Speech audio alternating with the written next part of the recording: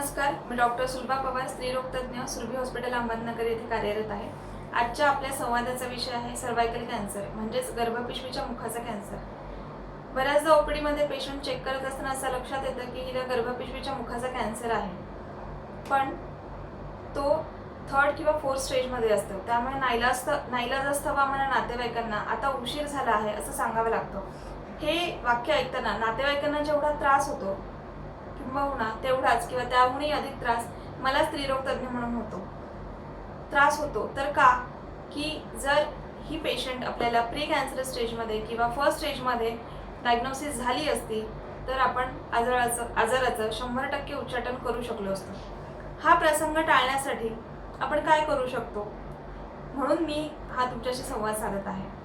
असे प्रसंग टाळायचे असले आपल्या आयुष्यात, आपल्या नातेवाईकांच्या आयुष्यात, तर या आजाराविषयी बोलणं हे अत्यंत गरजेचं आहे।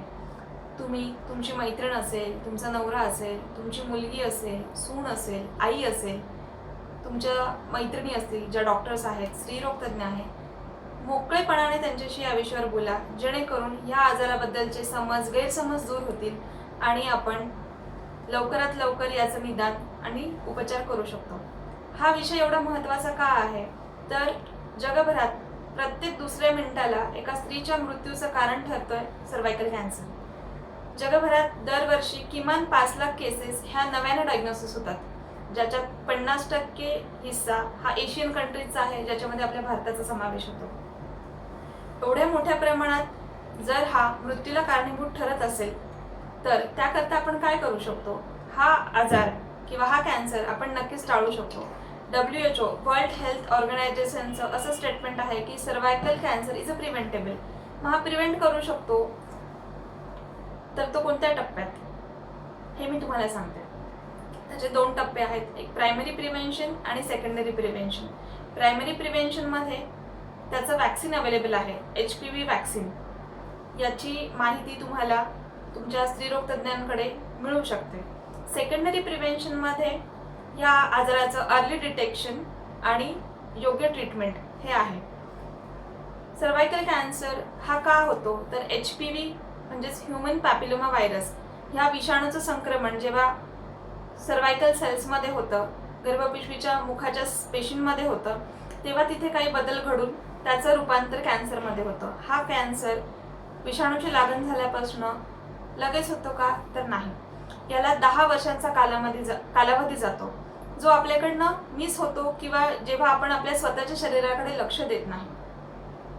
आजार लवकर कळायचा असेल तर हे 10 वर्ष आपल्या हातात आहेत, ज्याच्यात आपण त्याचं निदान करू शकतो आणि योग्य ट्रीटमेंटद्वारे आपण त्याचं उच्चाटन करू शकतो।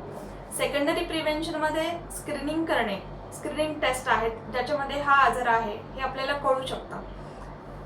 हे टेस्ट कोणी करावेत तर 18 वर्षापुढील लग्न झालेल्या प्रत्येक स्त्रीने पहिले 3 वर्ष किमान वर्षातनं एकदा या टेस्ट कराव्यात। सलग 3 वर्ष जर टेस्ट निगेटिव्ह आल्या तर 3 वर्षातनं एकदा या टेस्ट कराव्यात, जेणेकरून आपल्याला जर काय कॅन्सरची सुरुवात होत असेल किंवा लागण होत असेल हे आपल्याला कळू शकतं आणि आपण त्याचा इलाज करू शकतो। ह्या टेस्ट खूप कॉस्टली आहेत का, खूप महाग आहेत का तर बिलकुल नाही। दर वर्षभरातल्या एका साडीचा खर्च जरी आपण बाजूला ठेवला तरी ह्या मोठ्या आणि भयानक आजारापासून आपण स्वतःला, स्वतःच्या कुटुंबाला वाचवू शकतो। स्क्रीनिंग टेस्टमध्ये पॅप्समियर, कॉल्पोस्कोपी म्हणजे दुर्बिणीद्वारे गर्भपिशवीच्या मुखाची तपासणी, visual inspection under acetic acid and Lugol's iodine म्हणजे काही विशिष्ट द्रव पदार्थ किंवा औषधं त्या ठिकाणी लावून नॉर्मल पेशी आणि कॅन्सर पेशी याच्यातला डिफरन्स हा पाहिला जातो। आणि तिसरी टेस्ट आहे HPV DNA टेस्टिंग, म्हणजे त्या व्हायरसचं DNA त्या पेशींमध्ये आहे की नाही हे तपासलं जातं।